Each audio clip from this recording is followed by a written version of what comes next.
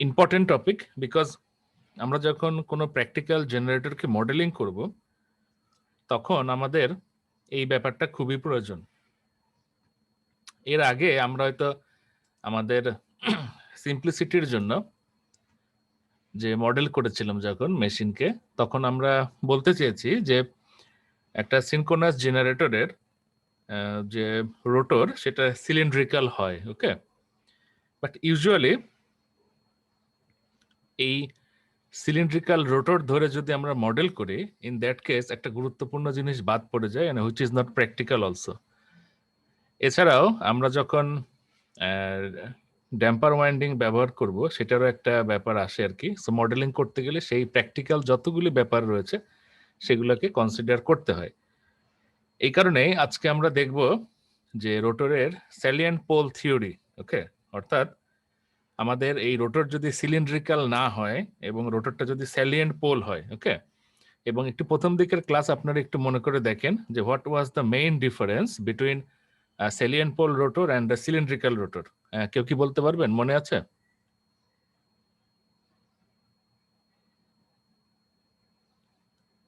হয়তো আপনাদের মনে নাই, আমি একটু বলে দেই। সিলিন্ড্রিক্যাল রোটরের ক্ষেত্রে এয়ার গ্যাপ যেটা, সেটা একদম ইউনিফর্ম হবে, ওকে। অ্যান্ড দ্যাটস ওয়াই এটা mechanically sound and suitable for high speed operation, okay. Cylindrical rotor যেটা। On the other hand salient pole rotor যেটা, সেটার এই এয়ার গ্যাপটা ইউনিফর্ম না, ওকে। এবং অ্যাজ এ রেজাল্ট এইগুলো আপনার হাই স্পিড অপারেশনের জন্য সুইটেবল না। অন দ্য আদার হ্যান্ড আপনার এই স্যালিয়েন্ট পোল মেশিন যেগুলি, ওকে, সেগুলার ডায়ামিটার একটু বড় থাকে, আর সিলিন্ড্রিক্যাল রোটরের এক্সিয়াল লেংথ যেটা সেটা বড় থাকে, ওকে। সো এগুলো আমরা প্রথম ক্লাসে আলোচনা করেছিলাম। তো আজকে আমরা দেখব যে এই রোটরের স্যালিয়েন্সিকে যদি আমরা হিসাবের মধ্যে আনি তাহলে আমার মেইন চেঞ্জটা কোথায় হবে, ওকে। একটু মনোযোগ দিয়ে আপনারা খেয়াল করে দেখেন। This is a two pole machine, দেখে বুঝতে পারতেছেন it's a two pole rotor. BR হলো কি আমার মেইন যে ফিল্ড ফ্লাক্স, ওকে, যেটা আমার সরাসরি প্রডিউস করবে স্ট্যাটর সার্কিটে। এখন একটা জিনিস খেয়াল করে দেখেন, বইয়ের এটা হলো অ্যাপেন্ডিক্স সি, সেখানে একটা ভুল দেওয়া আছে। এইখানে দেখেন রোটর ফ্লাক্স বিআর এর বদলে কোনো কোনো জায়গায় বিএস লিখেছে আর কি, হ্যাঁ, ছবির মধ্যে আর কি। এটা বিআর হবে, সবাই ঠিক করে নিন, আমি অলরেডি ঠিক করে দিয়েছি। সো এই বিআর আমার মেইন যে ইনডিউসড ইএমএফ রোটর স্ট্যাটর সার্কিটে সেটা সে প্রডিউস করে। প্লাস আমরা যখন আর্মেচার রিয়াকশন পড়েছিলাম তখন আমরা দেখেছিলাম যে যখন একটা লোড কানেক্ট করব, লোড কানেক্ট হওয়া মানে আর্মেচার দিয়ে কারেন্ট ফ্লো করবে। As a result armature will produce its own flux. এখন দেখা গিয়েছিল যে লোডের ক্যারেক্টারিস্টিক্স এর উপরে ভিত্তি করে এই যে আর্মেচার যে ফ্লাক্সটা প্রডিউস করে সেটা মেইন ফিল্ডের সাথে ইন্টারঅ্যাকশন করে, যেটাকে আমরা বলেছিলাম আর্মেচার রিয়াকশন। তো ইউজুয়ালি ইন্ডাকটিভ লোডের জন্য সবচেয়ে বেশি আমাদের ডিম্যাগনেটাইজিং ইফেক্ট যেটা সেটা হইতো, ওকে। অর্থাৎ দেখেন কারেন্টের পজিশনটা কিভাবে important, because by this time আমরা জানি আর্মেচার কারেন্ট বা স্ট্যাটর কারেন্টের পজিশন যেটা হবে তার থেকে 90 ডিগ্রি ল্যাগিং পজিশনে থাকে আমার সেই স্ট্যাটর ফ্লাক্স। তো সেই ফ্লাক্সটার এই যে ভেক্টর পজিশনটা যদি আমরা দেখি, এই পজিশনের সঙ্গে সে মানে ডিপেন্ড করে সে মেইন ফ্লাক্সের সাথে ইন্টারাকশনটা কিভাবে করবে।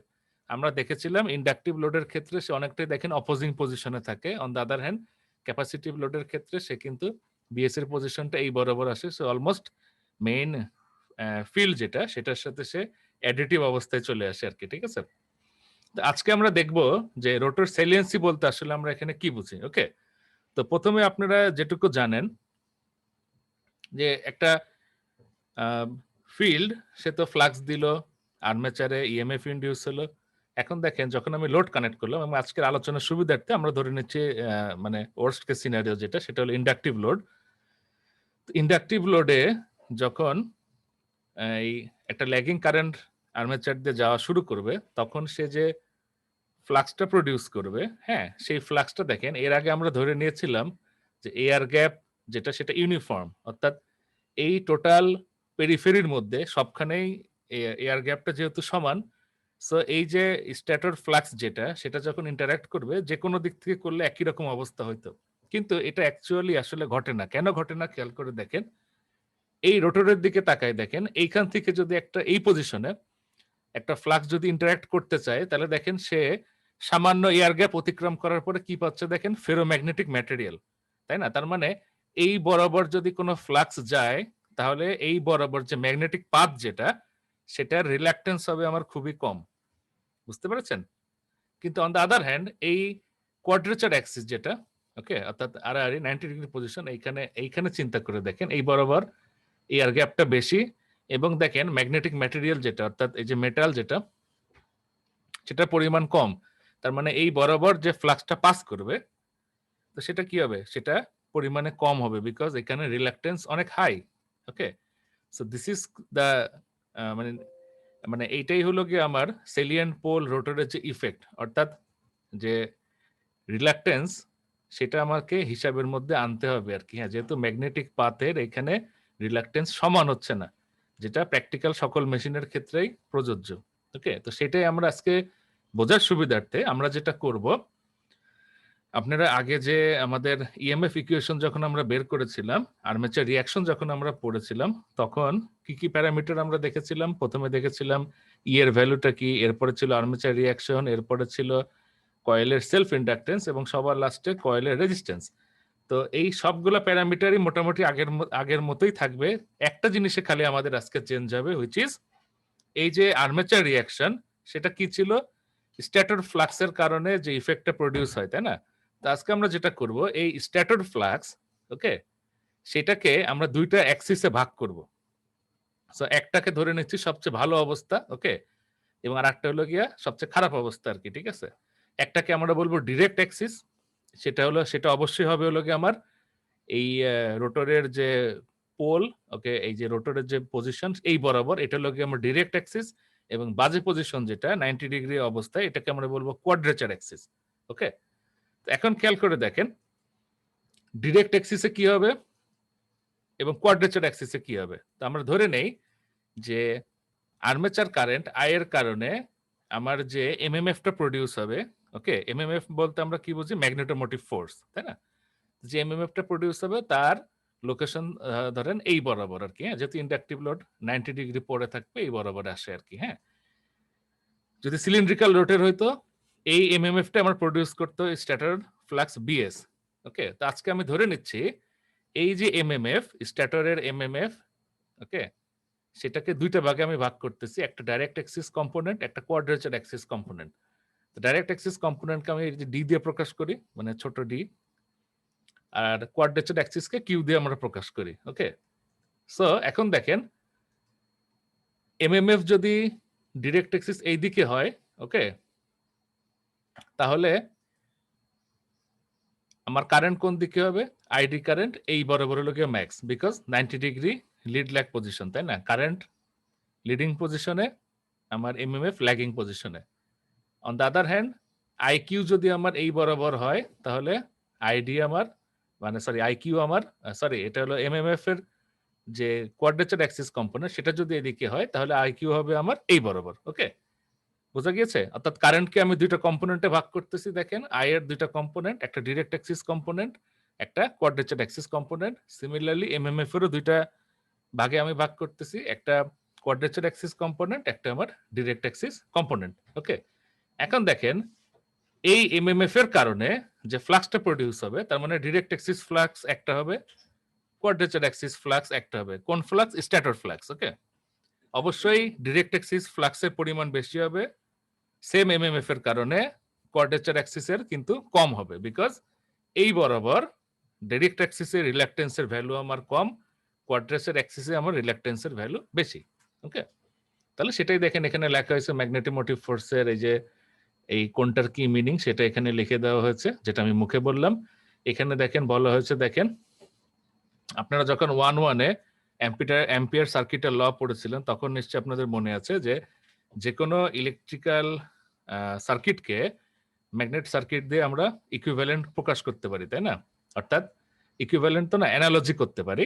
সো ইলেকট্রিক্যাল সার্কিটে যেরকম ইএমএফ, ম্যাগনেটিক সার্কিটে তেমনি MMF, electrical current, magnetic flux, আর বাকি থাকলো কি? ইলেকট্রিক্যাল রেজিস্ট্যান্স আর ম্যাগনেটের রিল্যাক্টেন্স। কাহিনী কিন্তু অলমোস্ট একই আর কি। হ্যাঁ, ওহমস লর মতো, ভি ইকুয়ালস টু আইআর। এখানে আমাদের কি? MMF equals to phi into reluctance. Okay, তো সেটাই দেখেন এখানে করা হয়েছে, দুটা ফ্লাক্স প্রডিউস হলো, একটা ডিরেক্ট অ্যাক্সিস ফ্লাক্স, ওকে, তার ডেনসিটি আমরা অবশ্যই এই যে বিডি বিকিউ, ওকে, তার মানে কোয়াড্রেচার অ্যাক্সিসে ফাই কিউ, ডিরেক্ট অ্যাক্সিসে আমার ফাই ডি। ঠিক আছে, এটুকু আমরা বুঝতে পারলাম। তাহলে এখন দেখেন, আগে আমরা কি করতাম, যদি সিলিন্ড্রিক্যাল রোটর হইতো, এই বিএস এর করেসপন্ডিং একটা ই স্ট্যাটর আমরা পেয়েছিলাম, আপনারা একটু রিকল করেন পুরাতন পড়া। তো আজকে আমরা যেহেতু এই বিএস কে দুই ভাগে ভাগ করতেছি, তার মানে ই স্ট্যাটরটাকে আমরা দুই ভাগে ভাগ করব, হুইচ ইজ একটাকে আমরা বলবো ইডি, একটা আমরা হলো ই কিউ। ওকে, তাহলে দেখেন এই মেশিনের মধ্যে এখন টোটাল ভোল্টেজ কি কি দেখেন, একটা হলো ইএ ইনডিউসড ইএমএফ, আর করেসপন্ডিং স্ট্যাটর কারেন্টের কারণে করেসপন্ডিং ইডি এবং ইকিউ। ওকে, এবং আমরা জানি যে দুটো অবশ্যই যেহেতু অপোজিং ডিরেকশনে থাকে, সো এটা মাইনাস অবস্থায় আসবে, তাই না? তো সেটা আমরা একটু পরের স্লাইডে দেখি। সো আমরা ওভারঅল টার্মিনাল ভোল্টেজ ভি5 সেটাকে আমরা লিখতে পারি ইএ প্লাস ইডি প্লাস ইকিউ। ওকে, এবং যেহেতু আর্মেচার রিঅ্যাকশন সেটা এবং ল্যাগিং পজিশনে আছে, সেহেতু আমরা ইডি কে লিখতে পারি minus J X D ID, এবং ইকিউ কে আমরা লিখতে পারি minus J X Q I Q. J থাকা মানে সেটা 90 ডিগ্রি, ঠিক আছে, এটা আমরা জানি। একটা হলো আমার ইডিটা হলো ডিরেক্ট অ্যাক্সিস, আর কিউটা হলো কি আমার quadrature axis armature reaction voltage. Okay, so তাহলে টোটাল স্ট্যাটার ভোল্টেজটা তাহলে আমার কি আসলো, এই ভ্যালু দুটো এখানে বসে দিয়ে ভি5 সমান সমান এত। এখন দেখেন যে কয়েলের সেলফ রিঅ্যাক্টেন্স যেটা, ওকে, অর্থাৎ এক্স এ যেটা, সেটা কিন্তু ইন্ডিপেন্ডেন্ট অফ রোটর অ্যাঙ্গেল। হ্যাঁ, তার মানে দেখেন আমরা যেহেতু মেশিনে এই জিনিসটা এইভাবে পড়ি, ওকে, সো আমরা এইভাবে দেখাচ্ছি, বাট আমরা যদি এই আরএল সার্কিটের মতো করে মডেল করতাম, তাহলে দেখতেন এই প্রতিটা ইন্ডাকটেন্সের যে ইকুয়েশন রয়েছে, that thing is totally dependent on the rotor angle. হ্যাঁ, তো আমরা যখন এই মেশিনের ডাইনামিক্স গুলো পড়তেছি, তখন আমরা রোটর অ্যাঙ্গেল নিয়ে হয়তো এখানে অতটা আলোচনা করি না, বাট এই রোটর অ্যাঙ্গেলটা মেশিনের জন্য খুবই গুরুত্বপূর্ণ একটা ব্যাপার। ওকে, এটার জন্য বড় বড় রিসার্চ হয়, এটার পজিশন জানার জন্য রোটর অ্যাঙ্গেল দিয়ে কিন্তু মানে অনেক মানে টোটাল মডেলিংটা ডিপেন্ড করে রোটর অ্যাঙ্গেলের উপরে আর কি। এখন খেয়াল করে দেখেন এই সেলফ ইন্ডাকটেন্স মানে সেলফ রিঅ্যাক্টেন্স এক্স যেটা, সেটা যেহেতু আমার ইন্ডিপেন্ডেন্ট অফ রোটর অ্যাঙ্গেল, সেহেতু সেটা আমার ডিরেক্ট অ্যাক্সিসের সঙ্গে আমি যোগ করে দিব, কোয়াড্রেচার অ্যাক্সিসের সঙ্গে যোগ করে দিব। যোগ করে দিয়ে আমি পাচ্ছি ধরেন যে ডিরেক্ট অ্যাক্সিস সিনক্রোনাস রিঅ্যাক্টেন্স, আবার কোয়াড্রেচার অ্যাক্সিস সিনক্রোনাস রিঅ্যাক্টেন্স, সেটা কি এক্স ডি এবং এক্স কিউ। দেখেন এটা এখন বড় হাতের ক্যাপিটাল এক্স ডি দিয়ে আমি প্রকাশ করতেছি, তার মানে যে ছোট এক্স ডি প্লাস আর্মেচার এই সেলফ রিঅ্যাক্টেন্স যেটা ছিল সেটা। ওকে, দুইটা আমি পেয়ে গেলাম। তাহলে দেখেন এটা আমি আর ব্যাখ্যা করলাম না, আমি এখন ভেক্টর ডায়াগ্রামটা আমি ব্যাখ্যা করি।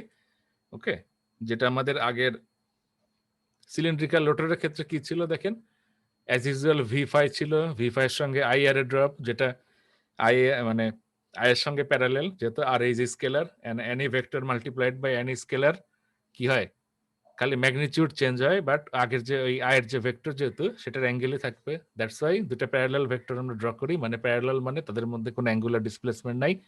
আইআর এর উপরে 90 ডিগ্রি অ্যাডভান্স পজিশনে থাকবে, যেহেতু আমরা জানি জে এর ভ্যালু কি পোলারে লিখলে পারে one angle 90 degree, so any vector or any scalar multiplied by j it will be shifted 90 degree advance, তাই না? By this time we know this.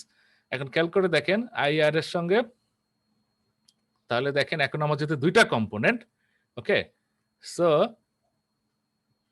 X D I D X Q I Q. Okay, তার মানে আমি এখন I A কে দুইটা কম্পোনেন্টে ভাগ করতেছি, এবং এই যে আগের ডায়াগ্রামে দেখেন আই কিউটা থাকতো একদম এই ই স্ট্যাটার বরাবর, এই যে আগের ছবিটাতে দেখেন কই গেল, এই যে আই কিউটা দেখেন ই স্ট্যাটার বরাবর, আর আইডিটা থাকে হলো কি আমার এই বি কিউ বরাবর। ওকে, আইডি প্লেন, এটা হলো আইডি প্লেন, এটা হলো আমার আই কিউ প্লেন। কিভাবে এসেছে একদম প্রথমে আমি ব্যাখ্যা করেছি। তো সেই অনুযায়ী দেখেন দুই ভাগে আমি ভাগ করি, একটা হলো আইডি, একটা আইকিউ। আইকিউটা আমার ইয়ে বরাবর থাকবে, আর আইডিটা হলো তার 90 ডিগ্রি সামনে আছে আর কি, ঠিক আছে। তাহলে দেখেন আই আর এর সঙ্গে যে এক্স ডি আইডি ড্রপটা হবে, সেটা কি হবে দেখেন, আইডির উপরে প্যারালেল মানে লম্ব হবে, সরি, আইডির উপরে পারপেন্ডিকুলার হবে আমার X D ID. Okay, similarly X Q I Q সেটা আমার আই কিউর উপরে পারপেন্ডিকুলার হবে, সো ওভারঅল আইআর এর সঙ্গে দেখেন যোগ করে এটা আসলো এবং এই মাথা ভেক্টর যোগ করে দিলে আমি পাচ্ছি কি ইএ। সো দেখেন আমার KVL satisfied which is v5 সমান সমান E A minus J X D I D minus J X Q I Q minus ওই যে আমার আইএআর এর যে ড্রপটা ছিল সেটা তো আমার ধরতে হবে, তাই না? যেটা হলো আমার আর্মেচার রেজিস্ট্যান্সের কারণে যে ড্রপ, সেটা হলো এটা হলো আমার ফাইনাল ইকুয়েশন যখন আমি রোটর সেলিয়েন্সিকে কনসিডার করতেছি, এবং this is the practical approach. Okay, so আমরা এভাবে মেশিনকে মডেল করব। এখানে দেখেন এই আর প্রথমে এই ইকুয়েশনের মধ্যে আর্মেচার রেজিস্ট্যান্স আমরা ধরি নাই, ফাইনালি একদম টোটালটার সঙ্গে আমি ধরে দিলাম আর কি, ঠিক আছে?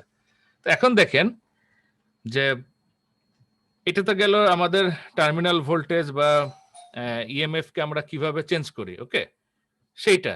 এখন দেখেন করসপন্ডিং এই সেলিয়েন্ট পোল রোটরের কারণে আমাদের পাওয়ার ইকুয়েশনে কি চেঞ্জটা হবে, ওকে?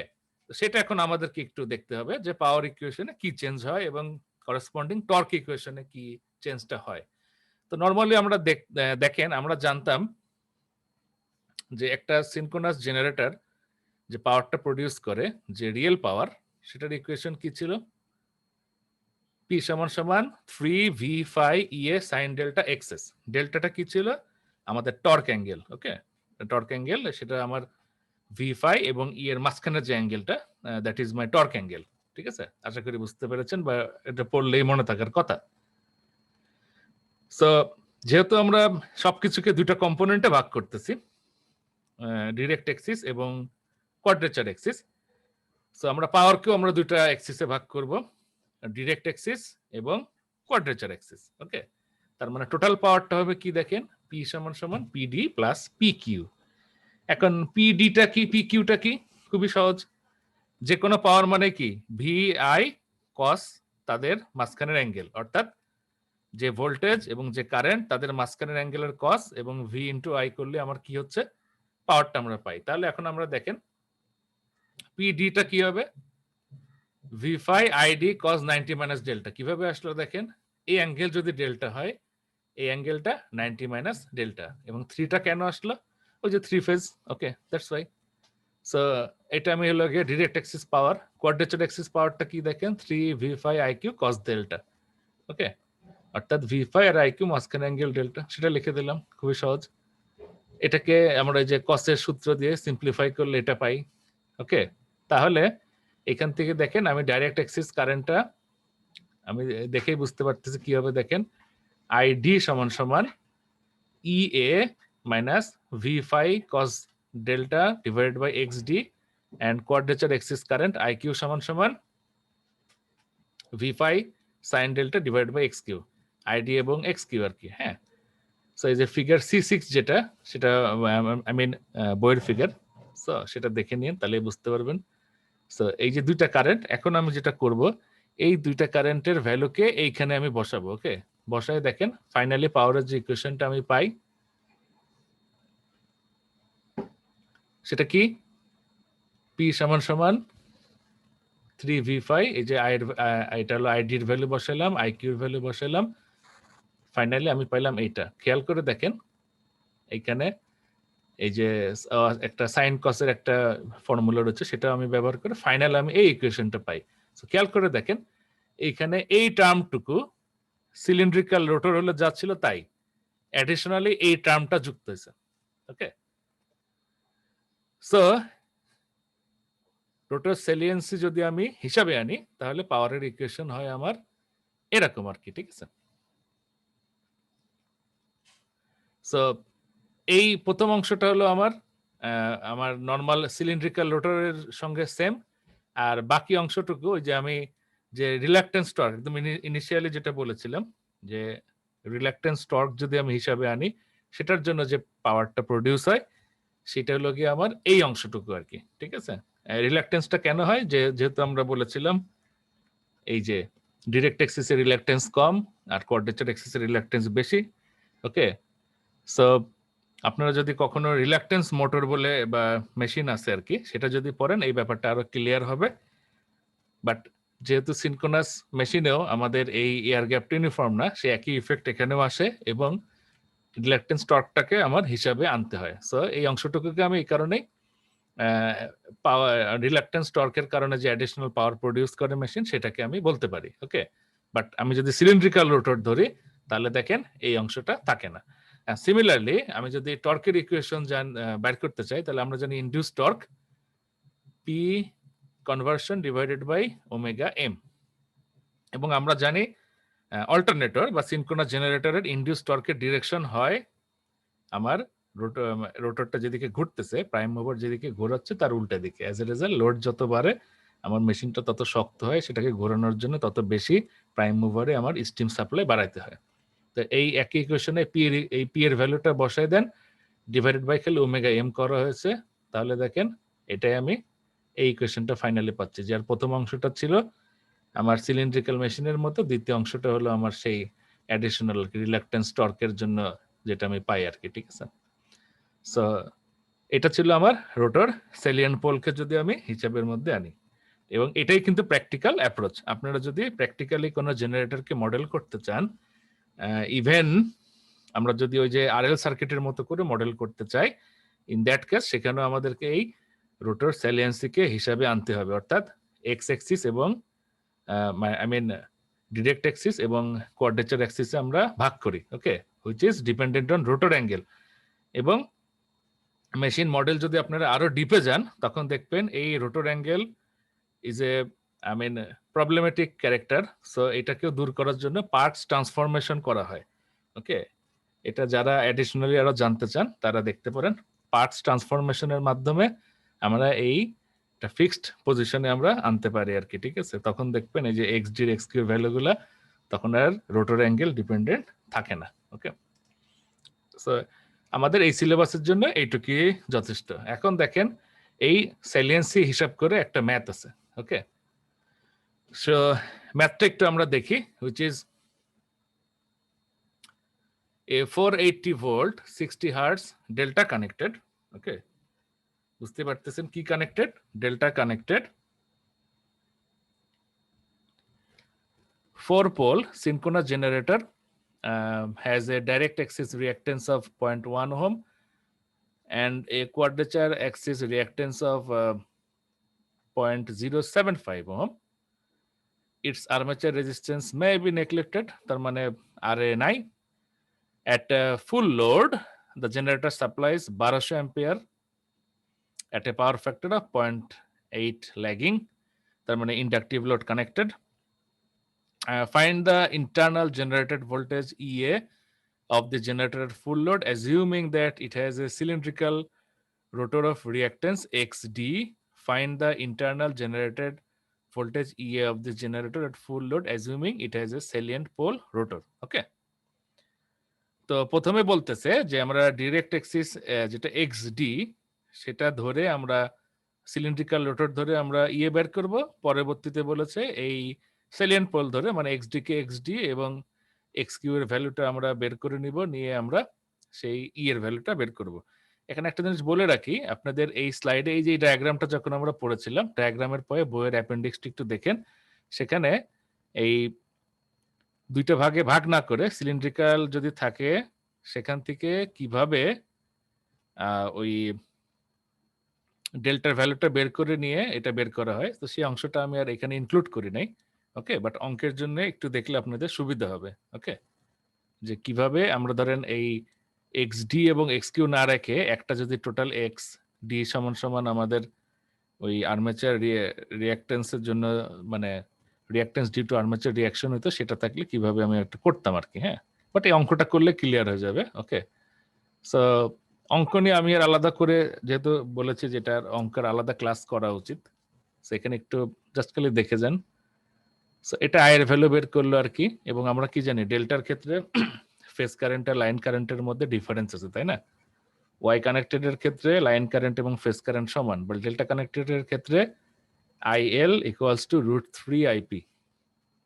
এবং মেশিনের যে কোনো জায়গায় যখন এই যে কারেন্টটা উল্লেখ করা হচ্ছে সাপ্লাইজ 1200 অ্যাম্পিয়ার, মানে এটা হলো লাইন কারেন্ট। ওকে, সো সেটাকে এই যে √3 তে ভাগ করলে ফেজ কারেন্ট পাওয়া যায়। পাওয়ার ফ্যাক্টর বলে আছে কত, সেখান থেকে অ্যাঙ্গেল বের করে নেন। সো প্রথমে সিলিন্ড্রিক্যাল রোটর হলে ইন্টারনাল ভোল্টেজ কি, যেহেতু আইআর এর ড্রপটা নাই, v5 প্লাস যে iaxs দিয়ে আমার এই যে ডেল্টার ভ্যালুটা বের হয়ে গেল। So this is important. আমি আপনাদেরকে যেটা বললাম, ওই যে ডেল্টার ভ্যালুটা, এটা প্রথমে সিলিন্ড্রিক্যাল রোটর ধরে একটা নির্দিষ্ট আর্মেচার রিয়াকশন ধরে ডেল্টাটা বের করে নিতে হবে। হ্যাঁ, বিকজ আমরা যখন কম্পোনেন্টে বিভক্ত করি, কম্পোনেন্টে ভাগ করার সময় এই ডেল্টার ভ্যালু কিন্তু আগে থেকে জানা যায় না। আপনি প্রথমে পাওয়ার ফ্যাক্টরটা জানতে পারবেন, পাওয়ার ফ্যাক্টর অ্যাঙ্গেল যেটা, থিটাটা জানা যায়, কিন্তু ডেল্টা কিন্তু আমি যদি ওই ভেক্টর ডায়াগ্রামটা ড্র করতে চাই, কোনটা, এই যে এইটা যদি ড্র করতে চাই, ইনিশিয়ালি এই ডেল্টার ভ্যালু কিন্তু আমি জানি না। দ্যাটস ওয়াই সিলিন্ড্রিক্যাল ধরে আগে ডেল্টার ভ্যালুটা বের করে নিব আমরা। সেটাই আসলে ওই যে টপিকটা আমি ইনক্লুড করিনি, সেখানে বলা হয়েছিল, আপনারা একটু পড়লেই পারবেন। ডেল্টার ভ্যালুটা সেখান থেকে বের করে নিয়ে এরপরে আমরা এই যে কারেন্ট এবং এগুলাকে যে দুই ভাগে ভাগ করি, দুই অ্যাক্সিসে ভাগ করি, সেটা করব। ওকে, সো এখন দেখেন সেটাই করতে বলা হয়েছে। অঙ্কটা এই জন্যই, এই অঙ্কটা করলে আসলে আপনাদের ক্লিয়ার হয়ে যাবে। সো সিমিলারলি ইয়ে, যেটা এখন আমরা ইয়ে করতেছি আর কি, ওই ইয়ে ডবল প্রাইম যেটা, সেটা কোন ছবি থেকে আসছে একটু আমি আপনাদের বইয়ে ঢুকলে দেখতে পারবেন। ওকে, এই ভেক্টর ডায়াগ্রামটা আসলে এখানে যুক্ত করা এখন দরকার দেখতেছি, সো এটা আমি ইনক্লুড করে দিব স্লাইডে। সো ইয়ে ডবল প্রাইম সমান সমান v5 ia এবং ia xq, সেখান থেকে আমি, যেহেতু আমি ডেল্টা জানি, বসে আমি ইয়ে প্রাইমটা পাইলাম। ওকে, সো দ্য ডাইরেকশন অফ ইয়ে ইজ ডেল্টা এত, সো আইডি এর ভ্যালুটা আমি এখান থেকে বের করে নিলেই আমি এই যে আইডি এক্সডি আমি পাবো, পরবর্তীতে আইকিউ সমান এত এবং আইডি এক্সকিউ সমান করে অঙ্কটা আমি যে ফাইনালি ইএ যেটা, সেটা আমি পাই। এখন দেখেন মাঝখানে এই জায়গায় আপনাদের একটু বুঝতে অসুবিধা হবে, বিকজ ওই যে সেই মিসিং ছবিটার জন্য বা মিসিং ভেক্টর ডায়াগ্রামটার জন্য। তো সেটা আমি এই স্লাইডে, ফাইনাল যে স্লাইডটা আমি আপনাদেরকে দিব, এটা আমি এখানে ইনক্লুড করে দিব। ওকে, বাট তারপরেও আপনারা যদি বইয়ের অ্যাপেন্ডিক্স সিতে যান, সেখানে একটু যদি দেখেন, আপনারা নিজেরা আগের দিকে দেখতে পারবেন। ওকে, এবং কুইজের মধ্যে এটা নাই কিন্তু। হ্যাঁ, কুইজের সিলেবাস হলো গত ক্লাস পর্যন্ত, ডিস্ট্রিবিউশন ওয়াইন্ডিং পর্যন্ত। সো এটা আপনাদের তাড়াহুড়ো নাই, ধীরে ধীরে পড়লেই হবে আর কি। সো এটা ছিল ম্যাথ। এই সবগুলা প্রথম ডেল্টাটা যে বের করলাম, এটা কি সব ম্যাথের জন্যই প্রথমে সিলিন্ড্রিক্যাল ধরে তারপর বের করবো ডেল্টাটা? মানে এই ম্যাথের স্যার যেমন না না, সিলিন্ড্রিক্যাল, সব ক্ষেত্রে দরকার। এখানে তো প্রথমে আমি বলেই দিয়েছি যে এই এ এবং বি, ঠিক আছে, এখানে কিন্তু আমার সিলিন্ড্রিক্যাল হিসেবে এটা লাগতেছে আর কি। হ্যাঁ, এবং পরবর্তীতে দেখেন যে ডাইরেকশন অফ ই এ, সেটা আমি পরে আবার দেখেন আলাদাভাবে ক্যালকুলেটর করতেছি আর কি। ঠিক আছে, সো অঙ্কের ক্ষেত্রে এটা কিন্তু আলাদা। এখানে আমার অনেকগুলি ভ্যালু দেওয়া আছে, আমি কিন্তু আপনাকে ওইটা বললাম, ওইটা লোকে প্র্যাকটিক্যাল ক্ষেত্রে আর কি। হ্যাঁ, সো অঙ্কের সাথে ওইটা আবার মিলায় না। হ্যাঁ, অঙ্কের মতো আমরা যা যা ভ্যালু আমাদের হাতে আছে সেটা দিয়ে কি কি করা যায়, হ্যাঁ, সেটা আমরা দেখবো আর কি। সো এই অঙ্কগুলোর জন্য আমরা আলাদা একদিন ক্লাস করবো আর কি। ঠিক আছে, এই জন্য আমি অঙ্কটা কিন্তু জাস্ট আপনাদের বলে যাচ্ছে। হ্যাঁ, এবং বলতে চাই, দেখলাম যে এখানে ওই প্র্যাকটিক্যাল ভেক্টর ডায়াগ্রামটা এখানে অ্যাড করা দরকার, ওইটা দিলে আপনাদের ছবিটা আসলে ক্লিয়ার হয়ে যেত। ওকে, সো অঙ্ক নিয়ে আমরা পরে আলোচনা করব, সমস্যা নাই, এটা নিয়ে এখন মাথায় ঢুকেন না। আজকের ইম্পর্টেন্ট বিষয় হলো ওই যে মানে রোটর স্যালিয়েন্ট পোল থিওরিটা বুঝেছেন কিনা আর কি। ঠিক আছে, সেটা এখন দেখেন, this is A FYI topic এবং আমার খুব প্রিয় টপিক, কিন্তু এইটা আমাদের এই সিলেবাসের মেন আলোচ্য বিষয় না। ওকে, সো সিনক্রোনাস জেনারেটরের আমাদের মোটামুটি সবই পড়া শেষ, কিভাবে মেশিন অপারেশনাল হয়, ওকে, মেশিনের ভ্যালুগুলো কি সেগুলা। সো এখন দেখেন হ্যান্ডস অন ওয়াইন্ডিং ডিজাইন, যেটা আপনাদের মনের অনেক বড় একটা কোশ্চেন, যে কিভাবে স্ট্যাটরে ওয়াইন্ডিং গুলা ডিজাইন করা হয়। ওকে, সেটাই একটু আপনাদের FYI টপিক। ওকে, আচ্ছা আমি 5 মিনিট তো না, 2 মিনিট, হ্যাঁ, একটু বিরতি নিচ্ছি আর কি। ঠিক আছে, আচ্ছা সবাই খেয়াল করেন, আপনাদের যে কোশ্চেনটা এতদিন ধরে ছিল, স্ট্যাটরের মধ্যে আমরা কিভাবে সেই যে স্ট্যাটর বার বলেন অথবা ওয়াইন্ডিং বলেন কিভাবে প্লেস করি, তাই না, প্রসেসগুলো কি। This is A design topic এবং এটা আমাদের এই কোর্সের আলোচ্য বিষয় না, বাট তারপরে একটু দেখে রাখেন যে এইভাবে ডায়াগ্রামটা আগে ড্র করা হয়, ঠিক আছে? এগুলো আসলে কোনোটাই হাতে করা হয় না, এর জন্য সফটওয়্যার রয়েছে। সেখানে আপনার স্লট সংখ্যা কত এবং কয়টা পোল, হ্যাঁ, কয় পোল মেশিন হবে সেটা করা হয়। দেখেন সবকিছুই কিন্তু ইউনিফর্মিটি বজায় রাখা হয়। ধরেন দিস ইজ এই যে নর্থ এবং সাউথ দেখে বুঝতে পারছেন 2 পোল মেশিন, তাহলে প্রতি পোলের আন্ডারে কয়টা করে স্লট হবে, স্লটের মধ্যে ওয়াইন্ডিং কি হবে, ঠিক আছে? এবং আল্টিমেট ওয়াইন্ডিং এ যতগুলা স্লট মিলিয়ে একটা ওয়াইন্ডিং হোক না কেন, আল্টিমেট কি হবে 3 ফেজ। তো সেটাই দেখেন করা হয়েছে, কিভাবে করা হয়। এই যে পিচ হিসাব করা হয়, ঠিক আছে, নাম্বার অফ স্লট হিসাব করা হয়, পোল পিচ হিসাব করা হয়, স্লট অ্যাঙ্গেল, হ্যাঁ, এটা হিসাব করা হয়, ফুল পিচ হবে না কি হবে সেটা করা হয়। হ্যাঁ, যেমন প্রথমে আমি এই ডিজাইনটা ফুল পিচ ওয়াইন্ডিং এর জন্য করা হয়েছে। আমি এখানে হয়তো বলে দিতে পারি যে ফুল পিচ না করে 1 স্লট কম পিচ, যেটা আর কি, অর্থাৎ ওই যে 5/6 পিচ যেটা কয়েল ছিল সেটার মতো যদি আমি করি, সেটাও আমি বলে দিতে পারি। তো কয়েল স্প্যান কি হবে, এরপর আমি এভাবে ডিজাইন করব। হ্যাঁ, দেখেন যে 9টা কই থেকে আসলে, দেখেন পোল পিচ 9। তো ফার্স্ট স্লটে যদি 1 নম্বর স্লটে যদি আর ফেজের একটা কন্ডাক্টর যায় আর একটা যাবে 9-এ, হ্যাঁ, তাহলে কিভাবে হিসাব করব, দেখেন এই যে 1 নাম্বার, হ্যাঁ, এই যে 1 থেকে আর একটা হলো এরকম 9, ঠিক আছে? এরকম স্লটের নাম্বার দেওয়া থাকে আর কি। সো এটা একটু যারা মানে ডিজাইন করে তারা এইভাবে এটা চিন্তা করে, এরকম ছোট অঙ্কগুলো আগে সেরে ফেলে, কয় স্লট পরে কি হবে, কানেকশনটা কি হবে। হ্যাঁ, দেখেন এইভাবে আসে, এইভাবে এইভাবে এইভাবে যেতে থাকে। যেটা হলো আমরা ডিসি মেশিনের ক্ষেত্রে আরো ভালো করে দেখতে পারবো আর কি, আর্মেচার। এসির ক্ষেত্রে এভাবে হয়, ঠিক আছে? এটা একটু আপনারা নিজেরা পড়বেন, নিজেরা পড়ে কোথাও যদি না বুঝেন then we can have a discussion যে এই জিনিসগুলো আমরা এই জায়গায় দেখি নাই, ঠিক আছে? এবং এখানে দেখেন নিচে মনে হয় আমি একটা অ্যাসাইনমেন্ট দিয়েছিলাম গত বছর, কিন্তু সেই অ্যাসাইনমেন্ট আর কালেক্ট করা হয় নাই, কারণ তারপরেই ওই যে আপনার আসলো, প্যান্ডেমিকে বন্ধ হয়ে গেল। সো এটা আমি আর অনলাইনে জমা নিই নাই। বাট এটা আপনারা একটু দেখেন, দেখে যদি পারেন তাই অ্যাসাইনমেন্টটা করেন আর কি। হ্যাঁ, develop a winding diagram of a three phase induction motor. এখন প্রশ্ন আসতে পারে, স্যার আমরা তো পড়তেছি সিনক্রোনাস জেনারেটর, হ্যাঁ, 3-ফেজ ইন্ডাকশন মোটর কেন আসলো? বেসিক্যালি আপনার একটা ইন্ডাকশন মোটর না লিখে আমার সিনক্রোনাস জেনারেটর লিখলেও হয়তো। অ্যাকচুয়ালি ইন্ডাকশন মেশিনের স্ট্যাটরের যে গঠন, মানে যেভাবে ওয়াইন্ডিং প্লেস করা হয়, সিনক্রোনাস জেনারেটরও তো একই, তাই না?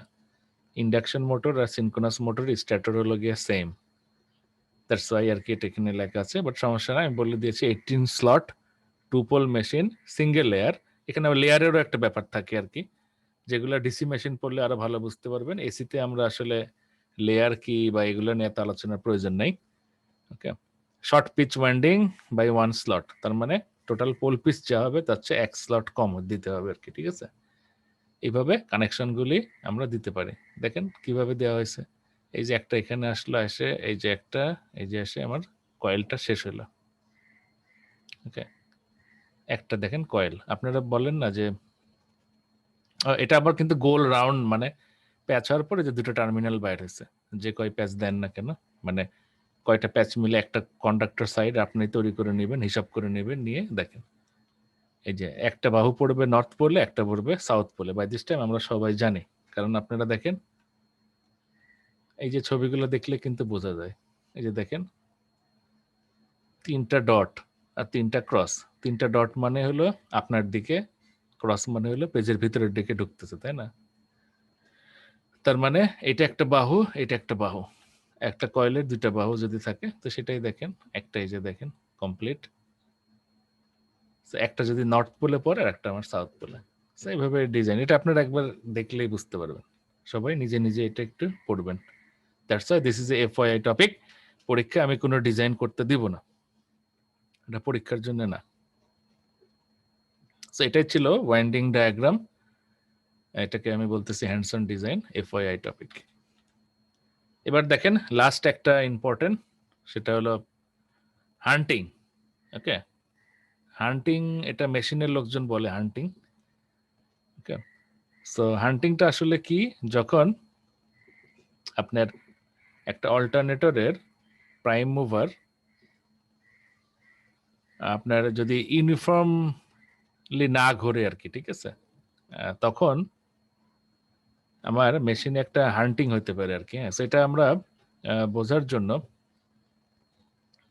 যেটা আমরা দেখতে পারি, এই ডায়াগ্রামটা একটু আমরা দেখি। ওকে, সেটা হলো দেখেন হান্টিংটা কোন মেশিনের ক্ষেত্রে ঘটে এটা একটু আমরা আগে বুঝি। সেটা হলো যে ইউজুয়ালি যেসব অল্টারনেটর টারবাইন দিয়ে আমরা ঘুরাই, ওকে, স্টিম টারবাইনে খুব একটা হান্টিং হয় না। ওকে, বাট যেগুলো ইঞ্জিনে হয়, হ্যাঁ, ইঞ্জিনে দেখবেন যে টর্কটা হয় সেটা অনেক সময়, যেহেতু ইঞ্জিন, হ্যাঁ, টর্কটা ইউনিফর্ম হয় না। এখন টর্ক ইউনিফর্ম হয় না বলতে আসলে আমরা কি বুঝি? ধরেন আমরা যদি স্পিডের সঙ্গে টর্কের একটা কার্ভ ড্র করি, না সেটা দেখলে হবে না, টাইমের সঙ্গে যদি আমরা একটা টর্কের কার্ভ ড্র করি, সেটা যদি ধরেন কনস্ট্যান্ট থাকে, ওকে, তাহলে এটা কনস্ট্যান্ট টর্ক, তাই না? কিন্তু সেটা যদি ওঠানামা করে, তার মানে সময়ের সাথে সাথে টর্কটার ভ্যালু চেঞ্জ হচ্ছে আর কি, ঠিক আছে? এটা হলো আমরা বলি নন ইউনিফর্ম টর্ক। তো সাধারণত টারবাইনের ক্ষেত্রে এই নন ইউনিফর্ম টর্ক জেনারেট হয় না, এটা ইঞ্জিনের ক্ষেত্রে হয়, ঠিক আছে? তো ইঞ্জিনের ক্ষেত্রে যেহেতু এটা হয়, সো আমাদেরকে এটার একটা প্রিভেন্টিভ মেজার নিতে হবে, because hunting is not good. হ্যাঁ, তো প্রিভেনশন মেজারটা আমাদের কি হতে পারে দেখেন, আমরা ড্যাম্পার বার ব্যবহার করব, ঠিক আছে? তো ড্যাম্পার বারটা আসলে কি, হুইচ ইজ দেখেন এই যে একটা, এটা দেখে বুঝতে পারছেন salient pole rotor. Salient pole রোটরের উপরে যেটা পোল শু বলে, পোল শুতে এই আড়াআড়ি ভাবে আমরা কিছু বার দিব, হ্যাঁ, এবং এই বারের মাথাগুলি শর্ট করা থাকবে। So this part will act like induction machine. হ্যাঁ, আপনাদের 2-1-এ পড়েছিলেন ইন্ডাকশন মোটরের স্কুইরেল কেজ রোটর থাকে না, কি থাকে, জাস্ট করে শর্টেড বার। হ্যাঁ, তো এখন এই গোল এই রোটরটাকে চিন্তা করে দেখেন, এই পোল শুর উপরে, এটার আমি আরো ভালো ছবি আপনাদেরকে দিব, ওকে, স্লাইডে আমি ইনক্লুড করব আরো ভালো ছবি। এই পোল শুর উপরে আর যে বারগুলো আছে এবং বারের দুই মাথা শর্টেড, দেখে মনে হচ্ছে না স্কুইরেল কেজ রোটরের মতো। ওকে, তো এখন স্কুইরেল কেজ রোটরের মতো যদি হয়, এখন আপনাদের মাথায় প্রশ্ন আসতে পারে এটার এখানে কাজ কি? কাজ দেখেন খুবই সিম্পল। ইউজুয়ালি টর্ক যখন ইউনিফর্ম থাকবে, ওকে, এবং সিনক্রোনাস স্পিডে সে রোটেট করবে, তো এই বার দিয়ে কোনো কারেন্ট যাবে না, ঠিক আছে? কিন্তু যেই এই টর্কটা সমান হবে না এবং এই স্পিডের বা এই টর্কের কারণে এখানে যদি কোনো স্পিডে চেঞ্জ আসে, তাহলে কি হবে দেখেন, এই ড্যাম্পার বার দিয়ে একটা কারেন্ট ফ্লো করবে। হ্যাঁ, আপনারা ইন্ডাকশন মোটরের ইফেক্টটা কি ছিল মনে আছে?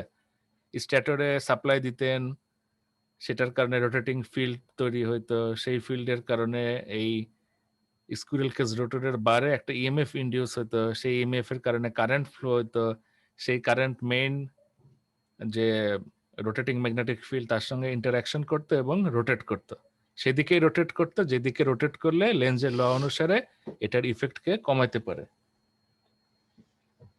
ঠিক আছে? এখানেও সেই একই ব্যাপার ঘটবে, হুইচ ইজ যেই একটা ডিস্টারবেন্স হবে, ওকে, বা এই যে নন ইউনিফর্ম টর্ক হবে, তখনই এই রোটর বা এই ড্যাম্পার বার দিয়ে কারেন্ট ফ্লো হবে। অ্যাজ এ রেজাল্ট কি হবে, সেই যে ফ্লাক্স প্রডিউস হবে সেটা আবার আমার ইন্টারঅ্যাকশন করবে এবং স্পিডের বা এই নন ইউনিফর্মিটি যেটা ছিল সেটাকে সে ব্যালেন্স করার চেষ্টা করবে ইদার সাইড। ওকে, যে কোনো দিকে যদি কম বা বেশি হয় সেটাকে বেশি হলে কমানোর চেষ্টা করবে, কম হলে বাড়ানোর চেষ্টা করবে, তাই না? রোটেশনটা আর কি, ঠিক আছে? সো সেটা করে সেটাকে মিনিমাইজ করবে। সো এটা আপনারা যদি কখনো মেশিন মডেল করেন সেক্ষেত্রে দেখতে পারবেন, ড্যাম্পার বার যদি মেশিনে থাকে, in case of any this type of disturbance, এই মেশিনটা খুব কুইকলি, ওকে, কুইকলি একটা স্টেবল রোটর অ্যাঙ্গেলটা খুব কুইকলি একটা স্টেবল পজিশনে চলে আসে আর কি। অ্যাকচুয়ালি যে কোনো অল্টারনেটরের উপরে যখন সাডেন কোনো চেঞ্জ হয়, ওকে, স্টেবিলিটির ক্ষেত্রে এটা একটা প্রয়োজন না। ওকে, এটা আমি কিন্তু হান্টিং নিয়ে আলোচনা করতেছি না, এটা হলো স্টেবল অপারেশনের জন্য আমার দরকার আর কি, সেটা নিয়ে বলতেছি। আর হান্টিং এর জন্য তো আছেই আর কি। হ্যাঁ, তো তখন দেখা যায় যে ড্যাম্পার বার দিয়ে যদি আপনি মডেল করেন, in case of any certain disturbance, মেশিনটা দ্রুত স্টেডি স্টেটে চলে আসে আর কি। ওকে, এটা আপনারা উপরে ক্লাস উঠলে আরো ভালো দেখতে পারবেন আর কি, যে ওই যে সেটলিং টাইম বলে আর কি, যেটা কুইক সেটেল হয়ে যায় আর কি, আমার যদি ইউনিফর্ম নন ইউনিফর্ম টর্ক হয় আর কি। সো কোনো কারণে যদি, তাহলে আমি কিন্তু দুইটা ব্যাপার আলোচনা করে ফেলেছি, একটা হলো হান্টিং আর একটা হলো আমার স্টেবল অপারেশনের জন্য কিভাবে ড্যাম্পার বার হেল্প করে, যেটা মোটরের ক্ষেত্রে আমরা আবার আলোচনা করব। বাট অল্টারনেটরের ক্ষেত্রে এটা মাথায় রেখে, যদি ইনপুট টর্কটা ইউনিফর্ম না হয় তাহলে আমার এটাকে আমি হান্টিং বলি, এবং এটার দূর করা যায় ড্যাম্পার বার ব্যবহারের মাধ্যমে। সো এটাই ছিল আজকের পড়া। এখানে আমার সিনক্রোনাস জেনারেটর এখানে শেষ টপিক এটা আর কি। এরপরে আমরা একদিন ম্যাথ ক্লাস করব। ওকে, সো এই স্লাইডের মধ্যে যেসব জায়গায় আমি চেঞ্জ করেছি সেগুলো দিয়ে দিব, এবং ফাইনাল স্লাইডটা আমি আপলোড করে দিব, ঠিক আছে? প্লাস আমরা একদিন ম্যাথ নিয়ে বসবো। সো হয়তো নেক্সট ক্লাসে ম্যাথ করতে পারি, আর না হলে আমরা সিনক্রোনাস মোটর শুরু করব।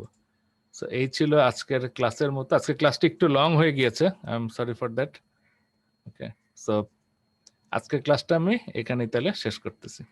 কারো কোনো কোশ্চেন থাকলে করতে পারেন।